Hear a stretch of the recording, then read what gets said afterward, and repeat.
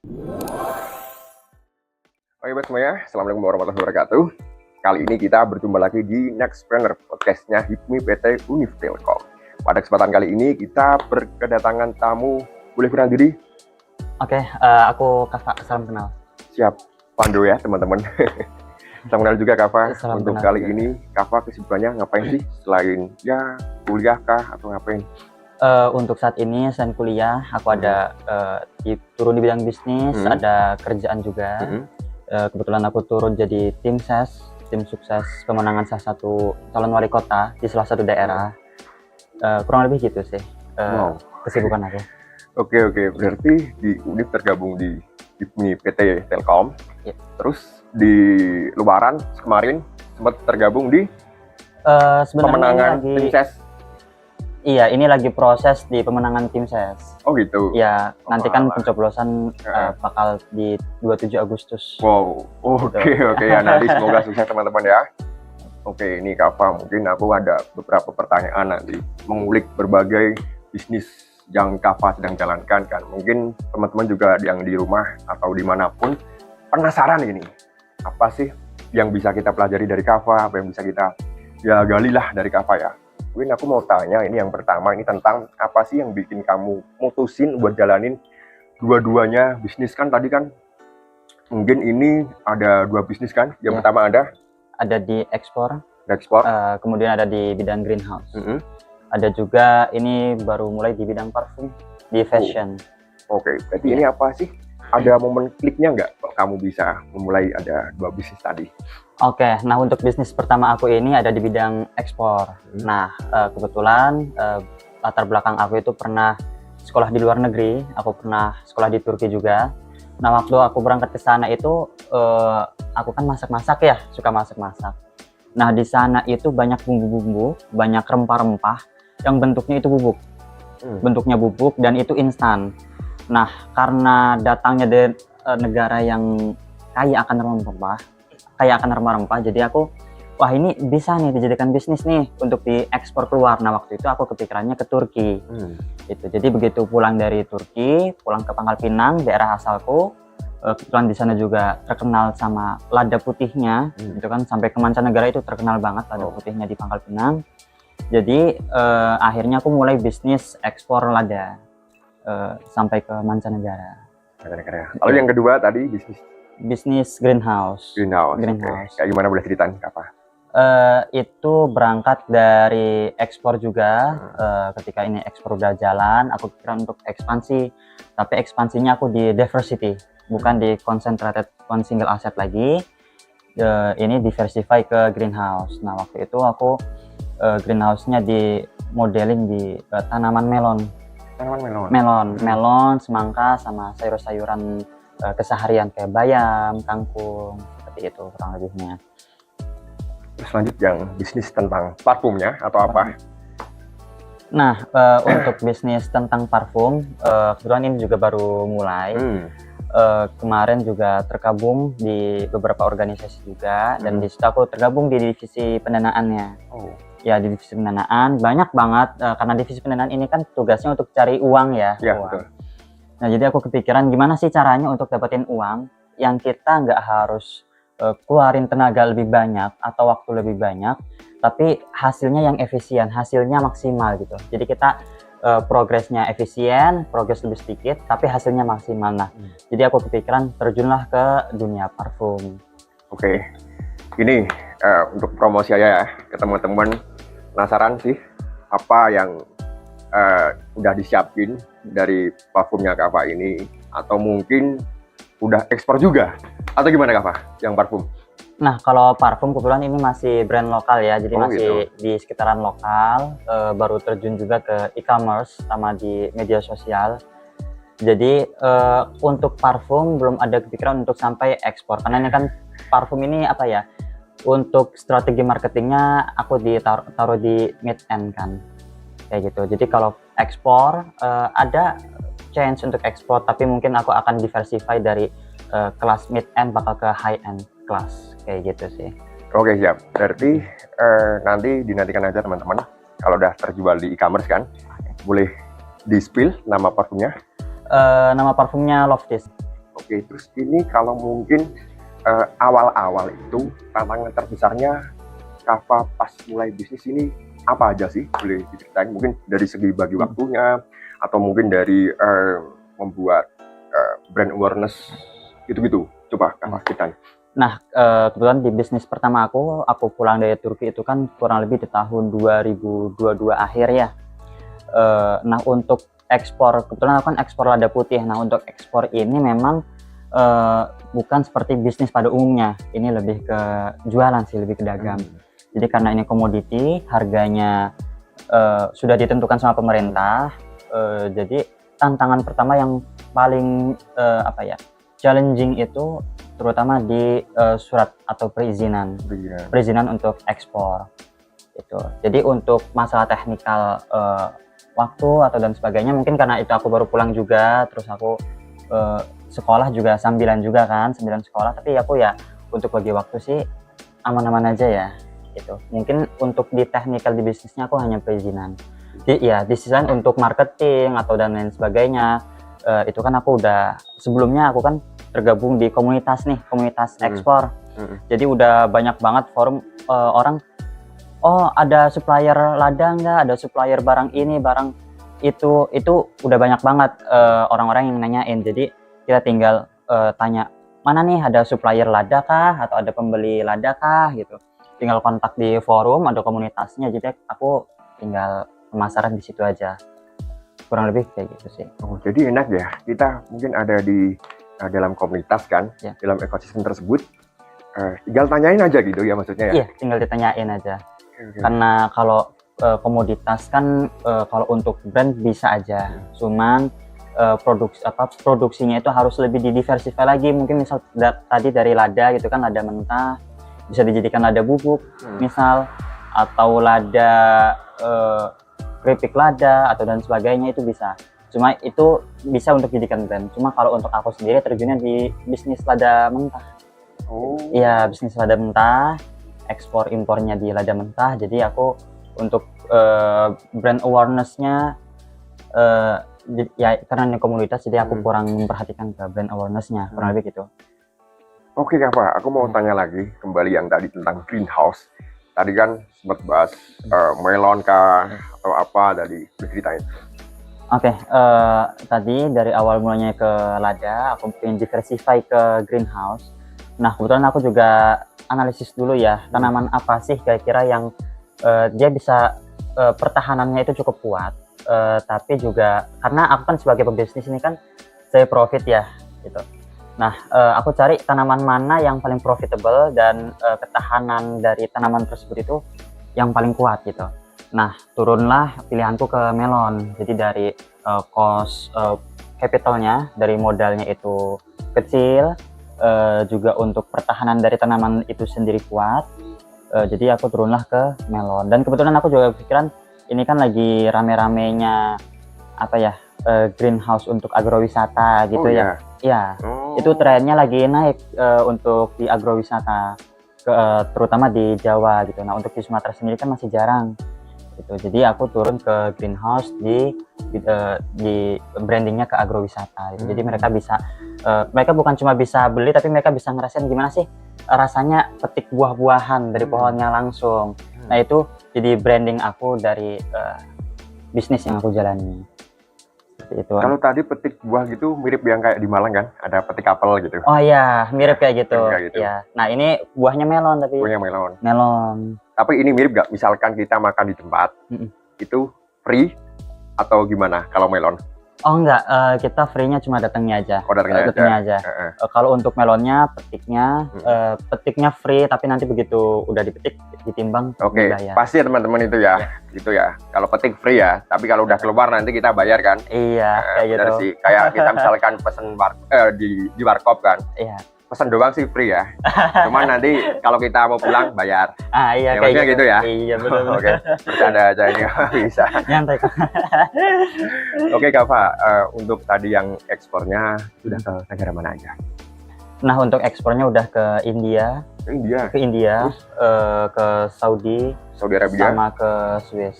Swiss. Dan fun fact-nya adalah setelah aku lihat dari datanya, kebetulan aku kan banyak subscribe ke apa ya, platform-platform untuk ekspor gitu ya.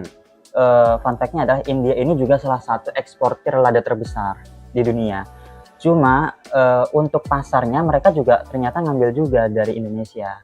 Itu fun fact untuk ekspor dari lada putih gitu.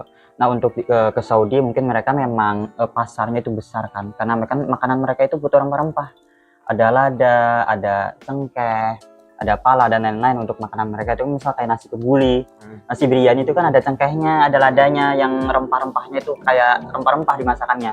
Nah itu sebenarnya bahan-bahan bumbu-bumbu rempah-rempah itu datangnya dari Indonesia, Malaysia, bahkan ke Thailand atau India. Itu kurang lebihnya. Oh, ternyata pasarnya ke India juga banyak ya? India juga besar. Dan itu fun fact yang aku temukan dari setelah yang bisnis aku jalani. Karena tadi Kava udah tergabung di dalam komunitas tadi ya, ekspor atau komunitas apa tadi lah. Ya. Itu kan maksudnya kan? Iya, komunitas ekspor. Oke, siap. Terus ini Kava, aku juga mau tanya ini. Di Kava ini ada teknologi atau sistem apa sih yang bisa mengontrol untuk jalanin bisnisnya Kava? Teknologi aku cuma perlu HP ya. HP sama laptop, plusnya internet itu udah pasti gitu kan. Aku cuma dari situ aja, dari HP, ya internet sama pulsa. Kebetulan kan karena aku di Pangkal Pinang itu masih banyak orang daerah gitu kan yang belum ngerti internet, belum ngerti apa itu media sosial gitu kan. Jadi aku itu yang paling aku prepare itu pulsa sih. Untuk telepon mereka cuma bisa telepon untuk pulsa. Oh iya. Iya. Sampai sekarang ini? Iya, sampai sekarang. Sampai sekarang mereka cuma terima telepon pulsa, nggak terima telepon WhatsApp dan lain-lain. Nah itu memang salah satu challenging juga ya di daerah. Gimana kita mengedukasi orang-orang di daerah gitu kan untuk mengembangkan potensi-potensi mereka di internet gitu. Juga di sisi lain ya memang kita punya sumber daya yang melimpah gitu. Cuma memang bukan belum terekspos, tapi ini pincang di sumber daya, dari penggunaan sumber daya. Jadi penggunaan sumber dayanya kurang efisien, kurang lebih yang setelah aku lihat seperti itu. Oke. Ya. Oh iya Kava, ini Kava menjalankan bisnis sendiri atau punya tim gitu yang ngebantu, atau Kava yang jalani sendiri, yang handle sendiri? Nah untuk ekspor impor ini aku tim, semuanya tim. Untuk di ekspor aku punya tim 3 orang termasuk aku. Di greenhouse ada 3 orang juga termasuk aku juga. Nah untuk di bisnis parfum aku ada 5 orang. Ada 5 orang, 6 orang termasuk aku. Nah karena kebetulan untuk di bisnis greenhouse sama ekspor ini kan di bidang komoditas ya, di bidang yang memang kita nggak bisa memasarkan lebih gitu. Kita bisa branding, tapi kita branding nggak selebihnya kayak parfum gitu. Nah kenapa parfum banyak ya itu tadi, karena kompleksitasnya lebih tinggi, untuk membangun branding juga lebih aware gitu kan, lebih aware ke brandingnya. Jadi aku lebih banyak fokus ke parfumnya. Oke Kava, kalau mungkin Kava menjaga untuk kualitasnya, karena tadi kan ada greenhouse, ada parfum. Nah untuk menjaga keduanya kualitas ini bagaimana? Kan kita harus fokus keduanya kan. Pertama harus fokus ke greenhouse, ada juga yang parfum. Nah untuk menjaga keduanya itu bagaimana Kava? Oke. Yang pertama kita sebelum untuk menjaga kualitas dari produk itu sendiri, kita harus menjaga kualitas dari SDM atau tim yang kita punya. Jadi waktu aku pertama kali terjun, aku banyak R&D di produk yang aku produksi. Nah dari R&D itu aku turunkan hasil-hasilnya. Oh ini loh hasil dari R&D aku ke tim-tim aku. Jadi misal di greenhouse itu kan ada, kalau misalkan kita pengen buah yang lebih besar, kita harus butuh fosfor, atau daun lebih hijau butuh fosfor dan lain-lain. Nah itu aku edukasi juga ke tim. Oh ini loh nanti kalau seandainya ada terjadi misal jamur, nanti semprot pakai pestisida jenis ini, jenis produk ini gitu. Nah itu aku edukasi juga ke tim aku. Jadi tim aku begitu ada tantangan, oh ini begitu lembab, karena kan Indonesia kan lembab ya. Nah melon ini butuh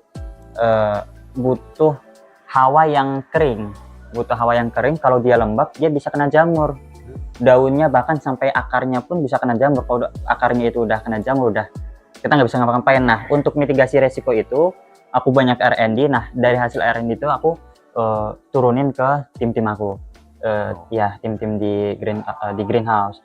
Nah untuk di ekspor impor, karena kebetulan ini challenging-nya hanya tentang perizinan ya, jadi kurang lebihnya aku mengedukasi atau aku membimbing tim aku untuk di bagian perizinannya aja.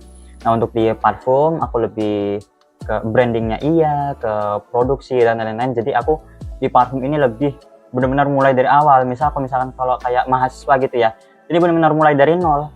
Aku edukasi benar-benar dari semester 1 baru masuk, terus aku ajarin semuanya dari marketing, apa itu OPEX, apa itu customer life value dan lain-lain. Itu aku edukasi juga, aku bimbing mereka semua. Jadi yang aku harapkan mereka ini jangan lama-lama kerja bareng aku gitu. Yang aku harapkan kalau kalian bisa kerja bareng aku, nanti kedepannya mungkin bisa 2 tahun setelahnya, setelah bisnisnya berjalan, aku harapkan mereka punya bisnis masing-masing gitu. Kurang lebihnya kayak gitu. Jadi kita bukan hanya memperbesar branding sendiri, tapi kita bisa mendiverse yang menjadi satu komunitas. Misal kayak kalau aku di kosmetik atau di fashion gitu ya, aku lihatnya lebih ke Paragon. Jadi Paragon itu adalah satu perusahaan. Nah di bawahnya itu ada beberapa produk, misalnya ada Wardah, ada Kaf. Nah aku lebih melihat ke situ. Itu salah satu model bisnis di parfum itu. Aku melihat ini ada satu perusahaan tapi produknya itu diverse banget, tapi tetap di dalam satu jenis di fashion atau kosmetik. Kurang lebihnya kayak gitu. Oke, menarik ya, karena tadi kan Kava juga sempat bahas tentang karyawan yang ikut Kava. Kalau bisa jangan selamanya gitu ya. Iya. Kalau bisa nanti setelah bisa jadi akademi mungkin Kava. Karena nanti kita juga jadi partner juga kan. Benar. Setelah dari karyawannya Kava lanjut ke jadi partner Kava, karena ya Kava berkeinginan supaya jangan lama-lama lah gitu ya maksudnya. Oke, sangat menarik kawan-kawan. Ya kebetulan karena ini kan ya daripada kita membesarkan brand sendiri dan itu kita sewa karyawan pun kita butuh cost loh, kita harus ngasih pesangon lah ke mereka gitu kan. Jadi dibanding kita harus memperbesar dan memperberat dari model bisnis kita operasional di bisnis kita sendiri, lebih baik udah ini aku bimbing gimana caranya menjalankan bisnis, gimana caranya marketing, gimana caranya mengatur finansial dalam bisnis tersebut, mengatur cash flow dan lain-lain, termasuk marketing gitu kan. Nah aku bimbing itu semua ke karyawan-karyawan aku. Nah setelah mereka sudah aku rasa mencukupi, aku bimbing mereka gimana caranya sih untuk bikin bisnis sendiri. Kurang lebihnya kayak gitu. Nah kalau gitu Kava nggak takut ada saingan atau gimana? Siapa tahu malah lebih unggul dari karyawannya tadi, menyaingi Kava. Takut nggak kira-kira? Oh kenapa, kalau ada saing kenapa nggak kita manfaatkan juga kan gitu? Oke, iya. Siap. Jadi dikolaborasikan. Bener. Supaya yang dua ini jadi satu, supaya bisa tumbuh lebih besar lagi. Besar lagi. Oke Kava, aku tadi mau sempat nanya. Tadi kan punya tim kan itu kan. Nah kan sekarang kan ada isu yang katanya itu akan tergantikan manusia dengan AI. Nah itu Kava ini udah manfaatkan hal tersebut atau belum? Nah kebetulan aku di greenhouse itu aku udah mulai switching kan. Kalau rata-rata orang itu di pertanian itu pertanian konvensional kan. Nah kalau untuk di aku itu pertaniannya aku udah taruh poly bag gitu ya, udah ditanam juga. Nah di situ aku tinggal pakai pipet sama pipa, yang mana itu ada satu saklar, tinggal pencet itu langsung ngalir ke semuanya. Dan itu nutrisinya sama rata gitu.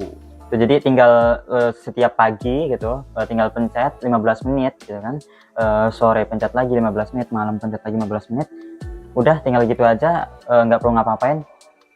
Tinggal ya tumbuhan itu bakal bereproduksi sendiri gitu, bakal bertumbuh sendiri gitu. Jadi tugas kita di greenhouse itu cuma kita siapin bibitnya, terus kita pembibitan sama 3 hari sampai 1 minggu, terus penanaman, udah gitu aja. Nah sisanya untuk siram-siram kita nggak perlu siram-siram yang kayak harus gulung selang apalah dan lain-lain, itu kita nggak perlu, tinggal kita pencet pakai saklar udah selesai. Tapi itu memang itu masih switching teknologi yang model sederhana gitu ya untuk penggunaan AI di greenhouse sendiri aku masih belum. Paling, Belum. Nah untuk penggunaan AI-nya aku dipakai di bisnis parfum. Ya, karena parfum ini kan brandingnya bisa lebih kencang lagi kan, terutama lewat AI itu bermanfaat banget untuk branding parfum pakai AI gitu. Kebetulan kemarin juga ada desain dan lain-lain di desain packaging gitu kan. Nah itu aku juga pakai AI. Ya pakai AI tentu aku pakai desainer juga, disederhanakan sama desainer gitu kan. Cuma karena untuk cost efisiensi aku lihat memang AI itu sangat membantu banget gitu untuk di bidang bisnis, misal kayak parfum dan lain-lain, terutama untuk desain ya, kayak gitu sih kurang lebih. Nah, keren banget tadi ada teknologi yang bisa membantu kita sekarang kan. Tuh, wow. Oke Kava, kalau tentang tantangan itu dalam ngejalanin dua bisnis itu apa aja sih yang mungkin besar gitu tantangannya? Oke, nah untuk di dalam bisnis itu kan fundamentalnya ada 3 ya. Ada marketing, ada operasional, ada finance juga. Nah, untuk tantangannya kalau di greenhouse sama di ekspor itu tantangannya ada di marketingnya.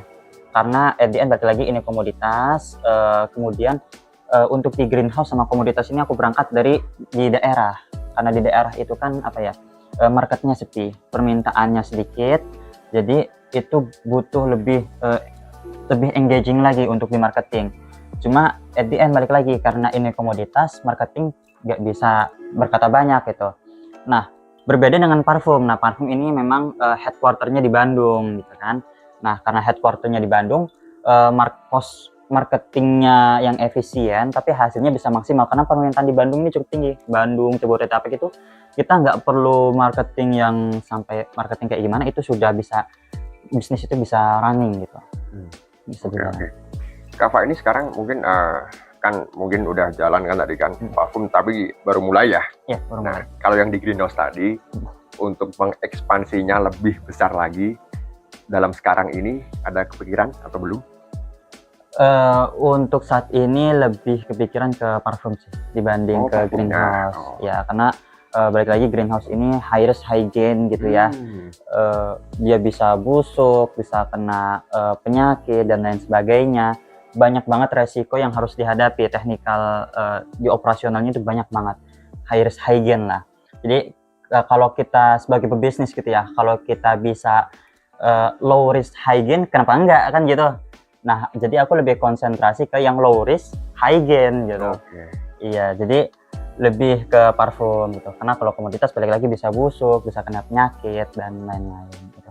Nah itu untuk di operasional. Kalau untuk di marketing, tentu di marketing di Bandung itu lebih kencang gitu kan, walaupun cost of marketingnya itu sedikit lebih efisien. Nah untuk di finance yang paling penting itu menjaga cash flow aja sih. Oh gitu. Iya, jaga arus kas. Yang penting gimana caranya hutang itu tidak membebani atau tidak komit ke cash yang ada, liquid yang ada. Paling itu aja sih untuk di financial, itu fundamental aku untuk di cash flow. Jadi untuk cari, mungkin kalau untuk kreditor gampang aja kali ya, untuk cari pinjaman untuk bisnis kita itu bisa aja.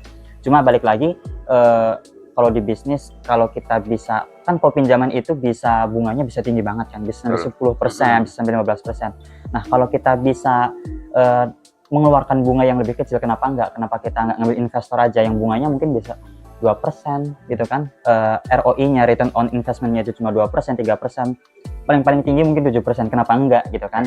Jadi untuk di OPEX-nya atau operational expenses sama di operational bisnis, di finance sama operasionalnya, aku penting menjaga cash flow aja sih. Itu gimana caranya untuk pemasukan harus lebih besar dibanding pengeluaran. Iya, itu pasti itu. Ya, nah itu paling penting, gimana caranya pengeluaran itu nggak komit gitu ke pemasukan. Itu jangan sampai kita ada pemasukan tapi pemasukannya cuma numpang lewat aja, cuma buat bayar utang. Nah itu jangan sampai, itu udah toxic banget kalau dalam bisnis itu. Jadi paling penting di finansialnya aku jaga cash flow aja. Kalau mungkin untuk itu Kava ada kayak punya capital sendiri apa enggak gitu? Nah untuk pertama kali aku mulai di ekspor itu aku sistemnya aku cari buyer dulu. cari buyer dulu, baru aku cari suppliernya. Nah begitu udah ada suppliernya, aku bayarnya itu aku suruh DP, bayar 45%. Perjanjian dari suppliernya kan karena suppliernya nih dari orang daerah nih, pengen pembayaran 100% langsung cash nih. Mereka nggak ngerti apa itu transfer pakai bank, mereka nggak ngerti. Mereka benar-benar mau cash berat gitu, cash keras. Jadi tantangannya yaitu tadi buyer, karena bayarnya itu nggak mau langsung cash karena takut ada risiko kenapa-napa kan. Nah paling capitalnya aku minjem dari orang gitu. Itu untuk diekspor. Nah kebetulan karena di ekspor udah jalan, aku butuh expand ke greenhouse. Nah di greenhouse aku ngambil investor. Ya ngambil investor dengan ROE-nya kurang lebih 3%. 3%, tapi ini per tahun ya? Ya per tahun. Iya, 3% per tahun. Itu. Nah untuk di parfum aku masih ini masih berjalan juga. Untuk ROE-nya baru mungkin 1,31% dari kurang lebih 1,31% di ROE-nya. Gitu.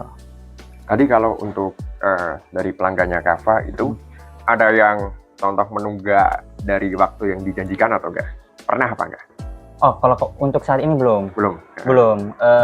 Kebetulan ya itu tadi, kalau nunggak ya mungkin letter of credit aja kali ya dari buyer itu kan, pembayaran LC. Karena memang kan mereka nggak mau yang high risk gitu kan. Jadi tantangannya itu tadi, aku harus bayar ke supplier 100%. Nah uangnya aku pinjam dari kreditor. Nah tinggal tanggungan aku ke kreditor aja gitu. Jadi ketika pembayaran LC ini masuk, aku tinggal bayarin sisanya ke kreditor gitu. Nah teman-teman, boleh jelasin LC itu apa? Mungkin kan salah arti maksudnya. Nah LC ini by the way, LC ini letter of credit ya. Jadi kalau kita ekspor impor itu kita bisa beberapa macam pembayaran. Ada yang bisa langsung cash berat gitu. Maksudnya cash berat itu ya memang cashnya liquid gitu ya. Nah ada juga letter of credit. Nah letter of credit ini pembayarannya sistem berjangka. Jadi barang kita kirimkan di hari ini misal, nah pembayarannya nanti pembayaran sudah masuk 50%, nanti sisanya berangsur angsur ketika barang udah sampai di tujuan. Kurang lebih kayak gitu. Oke, berarti tergolong aman ya pakai LC tadi, letter of credit tadi ya? Oh aman banget. Karena kan mungkin kita nggak tahu kan orang yang kita tuju itu siapa. Karena ada LC tadi sangat bantu banget kan gitu. Karena kebetulan kan di ekspor impor kan ada, kalau kita ekspor juga kan ada perizinannya juga ya untuk perizinan ini orang trusty nggak sih untuk dijadikan pelanggan di lintas ekspor impor gitu. Jadi itu cukup bagi aku cukup aman gitu. Oke Kava, setelah tadi pembahasan apapun itu pasti teman-teman sekarang ini penasaran lah ya. Apa yang sudah dihasilkan Kava? Nah, boleh disebutkan angkanya, omsetnya berapa per tahun, boleh disebutkan, atau per bulan atau per hari kalau bisa. Boleh di-spill Kava. Mungkin untuk karena aku mainnya per putaran ya, jadi satu putaran itu 1 bulan, tapi setiap putarannya itu aku engage targetnya 100%. Jadi setiap satu putaran terus engaging atau pertumbuhannya 100%. Nah, dari pertumbuhan 100% itu kurang lebih untuk sampai saat ini omsetnya ada di 2 digit, hampir 3 digit kurang lebih. Wow. Itu. Wow. Untuk per satu putarannya. Oke. Wow. Kalau bersih nggak bisa disebut ini. Waduh. Ya nanti di belakang aja kita lah ya. Mungkin margin profitnya bisa 35 sampai 60% margin profitnya. Oke, masih mahasiswa, baru semester berapa Kava sekarang? Baru semester 2. Semester 2, oke. Di IPMI baru kader 1, udah mulai, wow. Tepuk tangan lah kita lah. Oke Kava, ini buat teman-teman yang ada di rumah, mungkin juga tertarik ini dengan bisnis yang dijalankan oleh Kava yang tadi ngejalanin 2 bisnis. Nah, ada tips dari Kava nggak untuk teman-teman? Untuk tipsnya sebelum mulai bisnis mungkin dianalisis dulu kali ya untuk marketnya, juga kita menjaga cash flow. Untuk orang pebisnis jangan jadi mata duitan. Jadi kita harus kerja totalitas tanpa batas. Kita nggak memandang customer. Ya kita harus totalitas tanpa batas. Dan yang paling penting karena bisnis ini tentang uang, kita harus menjaga cash flow. Itu aja sih. Balik lagi, itu jangan mata duitan. Kalau udah bisnis, kalau udah mata duitan, wah itu udah hancur semuanya. Kurang lebih gitu.